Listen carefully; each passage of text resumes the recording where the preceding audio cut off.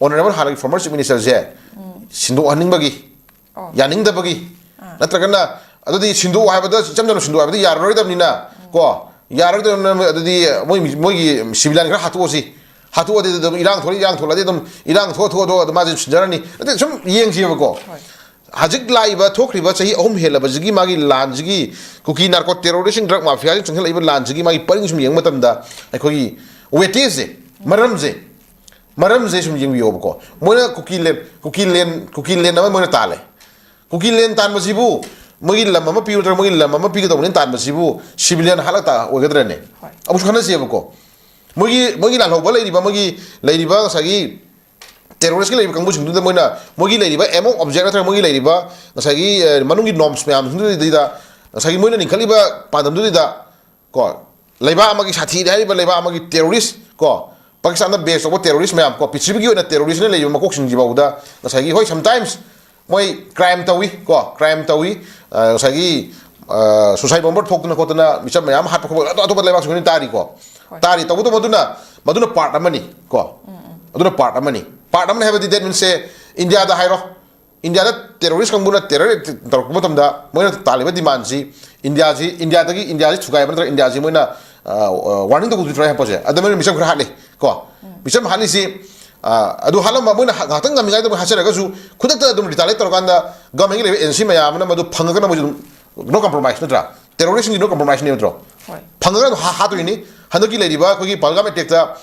lam ko kam khra tor madu India government na khudok retire tor kan khudok halakan dum migi Pakistan border lan laga dum toruri dudi pramani ko sum koi na je ko ada ko na ni china example am gi wani tawu to khoya je ni idna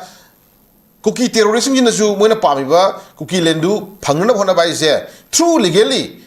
ko government wai no government tong no ko government hano government suno ko government tong no ko kai de ba khamra do government tong na ko government hana ko matam da hoi civilian kha su e abduna mogi plan ama tong khona ba civilian kha su e abduna duna part amani ko moina intentionally fruit ama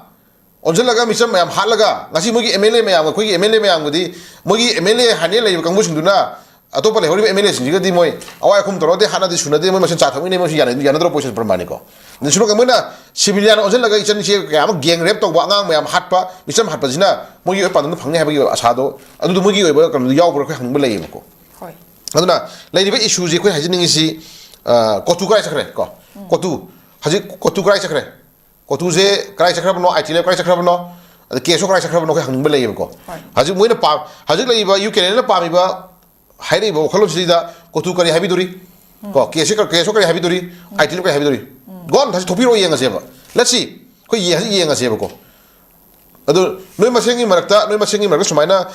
paper da kai da miyam khana khai thawam tora bani na madugi oiba chapsa ba manungi hidden ejina do kai khoi pakhomodi pibi ro kai tarage ko tarage haji MLA ahumda ko nincha ki gen yauna khaute ne sanate ne ahumda tari kunmogi manungda pasana resign to go ni haji haina agency report tawre hadra then amana ngaran han paper da mu yawre kana na magi kai eastern zone kariba eastern zone kana village volunteer ha adu yam linge ko ki jo yam ling ma kangmu ni ko koi kana da kariba lanma chum di khang de magi tholpo statement du hom ni ko khai jari si ko ngasagi deputy CM ni jak hat pang madana for lakh kun 20 lakhs ani du magi hat pang madana 10 lakhs kaina ai koi live si tajida mi amagi life ko mi amagi life ki value mi amagi life si ishorna kanona bawda khoi tangai phadana khoi gi lai na bawda lai khoi gi kanona bawda mahabharati kanona bawda khoi taibang mi na pokong ngam de na ma sonjari ni ko adna taibang mi na wan sam tang pokpa mi ma pokta pui ba life se ngasi adugumba ngasagi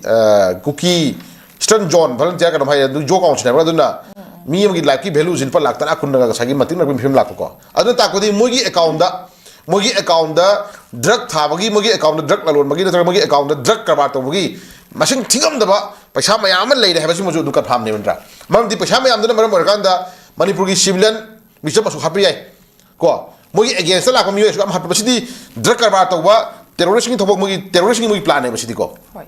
terrorist ka isidi masa sidu oga ai mi yang khai ko na mage masa sidu oga misam cham halam mage khan magi wakhlom do adu mogi chele bedra dena manam ko dore drug tar paisa mayam su ka dore hatuo kan da ꯌꯥꯔꯛꯇ꯭ꯔꯒꯅ ꯂꯨꯄꯥ ꯂꯥꯛ 5 10 ꯄꯤꯔ ꯂꯣꯏꯔꯦ ꯍꯥꯊꯣꯛꯑꯀꯥꯟꯗ ꯌꯥꯔꯛꯇ꯭ꯔꯒꯅ ꯂꯨꯄꯥ ꯂꯥꯛ 90 ꯄꯤꯊꯣꯛ ꯂꯣꯏꯔꯦ ꯀꯥꯏꯅ ꯈꯟꯕꯗꯨꯒꯨꯝꯕ ꯃꯣꯏꯗ ꯆꯦꯜꯂꯤꯕ ꯋꯥꯈꯜꯂꯣꯟ ꯇꯥꯛꯄꯗꯤ ꯃꯣꯏꯁꯦ ꯗ꯭ꯔꯒ ꯃꯥꯐꯤꯌꯥꯗ ꯇꯦꯔꯣꯔꯤꯁꯀꯤ ꯑꯣꯏꯕ ꯄꯣꯠꯇ ꯃꯣꯏꯁꯦ ꯑꯆꯧꯕ ꯑꯗꯨꯒꯨꯝꯕ ꯌꯥꯝ ꯁꯥꯐꯨ ꯑꯃ ꯂꯩ ꯍꯥꯏꯕꯁꯤꯃꯗꯤ ꯀꯟꯐꯥꯝꯅꯦꯕꯀꯣ ꯑꯗꯣ ꯁꯤꯒꯨꯝꯕ ꯃꯌꯥꯝꯁꯤꯡꯁꯦ ꯍꯥꯏꯔ ꯐꯥꯎꯕꯗ ꯉꯁꯤ ꯀꯨꯀꯤ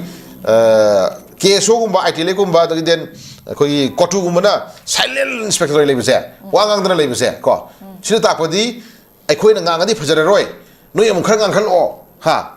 ꯅꯣꯏ ꯑꯃꯨꯛ ꯉꯥꯡꯈꯠꯂꯛꯑꯣ ꯑꯩꯈꯣꯏ ꯑꯃꯨꯛ ꯇꯨꯃꯤꯟ ꯂꯩꯒꯦ ꯑꯗꯒꯤ ꯅꯣꯏꯁꯨ ꯑꯃꯨꯛ ꯊꯦꯝꯖꯔꯛꯑꯅꯤ ꯅꯣꯏ ꯊꯦꯝꯕꯗ ꯃꯆꯨꯝ ꯈꯔ ꯐꯪꯉꯣ ꯑꯃꯨꯛ ꯑꯃꯨꯛ ꯇꯧꯒꯦ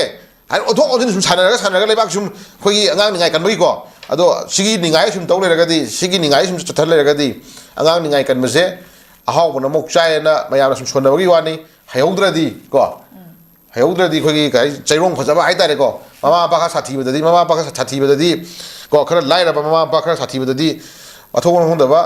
ꯀꯔꯤ ꯉꯝꯃꯣꯏꯗꯕ ꯄꯣꯠ ꯑꯗꯒꯤ ꯃꯊꯧ ꯈꯪꯗꯅ ꯅꯤꯡꯉꯥꯏ ꯇꯧ ꯂꯩꯌꯦꯅ ꯑꯩꯈꯣꯏꯒꯤ ꯋꯥꯁꯥ ꯇꯨꯝꯅ ꯐꯨꯏ ꯍꯥꯏꯕꯒꯤ ꯋꯥꯔꯤ ꯑꯗꯨꯝ ꯂꯩꯗꯅ ꯄ꯭ꯔꯃꯥꯅꯤꯀꯣ ꯑꯗꯨꯒꯨꯝꯕ ꯃꯃꯥ ꯃꯄꯥ ꯁꯥꯊꯤꯕ ꯑꯃ ꯂꯥꯛꯑꯗꯤ ꯅꯤꯡꯉꯥꯏ ꯇꯧꯔꯤꯕ ꯃꯆꯥꯁꯤꯡꯁꯦ ꯃꯃꯥꯡꯗ ꯇꯥꯗꯕꯁꯨ ꯌꯥꯏꯑꯕꯀꯣ ꯑꯗꯨꯅ ꯍꯧꯖꯤꯛ ꯌꯨꯀꯦꯅꯦꯒꯤ ꯀꯩꯅꯣꯁꯤ ꯑꯩꯈꯣꯏ ꯃꯃꯥꯡꯗꯁꯨ ꯍꯥꯏꯖꯔꯦ ꯑꯩꯈꯣꯏꯐꯥꯎꯗ ꯌꯥꯝ ꯅꯨꯡꯉꯥꯏꯇꯦꯀꯣ ꯑꯩꯈꯣꯏꯐꯥꯎꯗ ꯃꯣꯏꯅ ꯉꯁꯤ ꯃꯉꯛ ꯆꯥꯎꯔꯤꯕ ꯃꯣꯏꯅ ꯇꯧꯔꯤꯕ ꯅꯤꯇꯤ ꯅꯤꯌꯣꯝꯁꯦ ꯊꯁꯤꯗ ꯑꯩꯈꯣꯏ ꯌꯥꯝ ꯔꯤꯛꯁꯅꯤ ꯑꯩꯈꯣꯏꯁꯨꯀꯣ ꯌꯥꯝ ꯔꯤꯛꯁꯅꯤ ꯑꯗꯨꯅ ꯉꯁꯥꯏꯒꯤ ꯅꯣꯔꯃꯦꯜꯂꯤ ꯌꯨꯝꯗ ꯂꯩꯕ ꯐꯥꯎꯕꯗ ꯉꯁꯥꯏꯒꯤ ꯄꯩꯁꯥ ꯃꯌꯥम ꯊꯥꯗꯔꯒ ꯇꯦꯔꯔꯒꯤ ꯊꯕꯛ ꯇꯧꯕ ꯗ꯭ꯔꯒ ꯃꯥꯐꯤꯌꯥꯁꯤꯡꯁꯤꯗꯤ ꯃꯣꯏꯒꯤ ꯂꯥꯏꯐꯁꯤꯗꯤ ꯋꯥꯟꯁ ꯃꯣꯏꯅ ꯈꯜꯂꯤꯕ ꯕꯤꯖꯤꯅꯦꯁ ꯃꯣꯏꯅ ꯄꯥꯝꯕꯗꯣ ꯐꯪꯅꯕ ꯍꯣꯠꯅꯕ ꯃꯇꯝꯗ ꯃꯗꯨꯗꯩ ꯌꯦꯈꯥꯏ ꯊꯤꯡꯒꯥꯏ ꯇꯧꯔꯛꯄꯁꯤꯡꯗꯣ ꯍꯥꯠꯇꯣꯛꯄ ꯊꯨꯗꯦꯛꯄ ꯃꯥꯡꯍꯟꯕꯗ ꯃꯣꯏ ꯀꯩꯁꯨ ꯃꯣꯏꯗ ꯅꯆꯨꯡꯕꯤꯕ ꯅꯠꯇꯦ ꯃꯣꯏꯗ ꯃꯤꯅꯨꯡꯁꯤ ꯌꯥꯎꯕ ꯅꯠꯇꯦꯕꯀꯣ ꯑꯗꯨꯅ ꯃꯤꯅꯨꯡꯁꯤ ꯆꯦꯟꯗ꯭ꯔꯕ ꯀꯥꯡꯕꯨꯅꯦꯕ ꯑꯗꯨꯅ ꯃꯣꯏꯒꯤ ꯋꯥꯈꯜꯂꯣꯟꯁꯦ ꯑꯩꯈꯣꯏ ꯌꯥꯝ ꯆꯦꯛꯁꯤꯟꯅꯤꯡꯉꯥꯏ ꯑꯣꯏ ꯑꯗꯨꯅ ꯑꯩꯈꯣꯏ ꯌꯨꯝꯗ ꯅꯣꯔꯃꯦꯜꯂꯤ ꯂꯩꯔꯕ ꯐꯥꯎꯕꯗ ꯀꯣ ꯄꯩꯁా ꯃꯌꯥꯝ ꯊꯥꯗꯔꯒꯅꯦ ꯕꯗꯅꯥꯝ ꯄꯤꯅꯕ ꯀꯣ ꯗꯦꯟ whatever any issue ꯑꯃ ꯆꯥꯔꯖ ꯇꯧꯔꯀꯥꯟꯗ ꯉꯁꯥꯏ ꯀꯩ ꯍꯥꯏꯅꯤ ꯃꯑꯣꯡ ꯇꯧꯔꯛꯀꯗꯕ ꯍꯥꯏꯕ ꯑꯩꯈꯣꯏꯗ ꯑꯗꯨꯝ ꯑꯦꯄ꯭ꯔꯦꯟꯁꯟ ꯂꯩꯇꯕꯗꯤ ꯂꯩꯌꯦꯕꯀꯣ ꯑꯗꯨꯅ ꯂꯩꯔꯤꯕ ꯐꯤꯕꯝꯁꯦ ꯑꯩꯈꯣꯏ ꯍꯧꯖꯤꯛ ꯂꯩꯔꯤꯕ ꯑꯩꯈꯣꯏꯒꯤ ꯌꯨꯀꯦꯅꯦꯅ ꯍꯧꯖꯤꯛ ꯂꯤꯝꯆꯥꯛ ꯀꯤꯕꯤꯌꯟꯅꯦ ꯈꯥꯎꯇꯦꯅꯦ ꯀꯣ ꯑꯗꯒꯤ ꯁꯅꯥꯇꯦꯅꯦ ꯑꯍꯨꯝꯗ ꯉꯁꯤ ꯇꯥꯔꯤꯛ 20 ꯐꯥꯎꯒꯤ ꯃꯅꯨꯡꯗ ꯔꯤꯖꯥꯏꯟ ꯇꯧꯒꯗꯧꯕꯅꯦꯅ ꯍꯧꯖꯤꯛ ꯐꯣꯡꯉꯦꯅ ꯉꯁꯤ ꯑꯦꯖꯦꯟꯁꯤ ꯑꯃꯒꯤ ꯔꯤꯄꯣꯔꯠꯀꯤ ꯃꯇꯨꯡ ꯏꯟꯅ ꯂꯥꯛꯏꯕ ꯄꯣꯠꯁꯛꯁꯦ ꯁꯤꯅ ꯑꯆꯨꯝꯕ ꯑꯣꯏꯇꯥꯔꯒꯗꯤ ꯀꯣ ꯁꯤꯅ ꯑꯆꯨꯝꯕ ꯑꯣꯏꯇꯥꯔꯒꯗꯤ ꯂꯩꯕꯤꯔꯤꯕ ꯑꯩꯈꯣꯏꯒꯤ ꯀꯣꯇꯨ ꯅꯨꯡꯗꯨ ꯑꯥꯏꯇꯦꯂꯦꯞ ꯋꯥꯠꯏꯕꯔ ꯐꯔꯅ ꯂꯩꯔꯤꯕ ꯃꯌꯥꯝꯁꯤꯡꯁꯦ ꯑꯩꯈꯣꯏ ꯃꯣꯏꯒꯤ ꯃꯊꯧꯅꯥꯁꯦ ꯑꯩꯈꯣꯏ ꯌꯦꯡꯕ ꯄꯥꯝꯃꯦ ꯀꯣ ꯃꯣꯏ ꯃꯊꯧꯅꯥ ꯌꯦꯡꯕ ꯄꯥꯝꯃꯦ ꯍꯧꯖꯤꯛ ꯂꯩꯔꯤꯕ MLA ꯑꯍꯨꯝ ꯑꯃꯗꯤ ꯑꯩꯈꯣꯏ ꯋꯥꯁꯛ ꯂꯧꯈ꯭ꯔꯦ ꯁꯣꯔꯤ MLA ꯑꯃꯗꯤ ꯑꯩꯈꯣꯏ ꯗꯤꯄꯨꯇꯤ ꯁꯤ ꯑꯃꯅ ꯋꯥꯁꯛ ꯂꯧꯈ꯭ꯔꯦ ꯑꯅꯤ ꯑꯃ ꯁꯔꯀꯥꯔ ꯁꯦꯝꯕꯗ ꯂꯥꯛꯈ꯭ꯔꯦ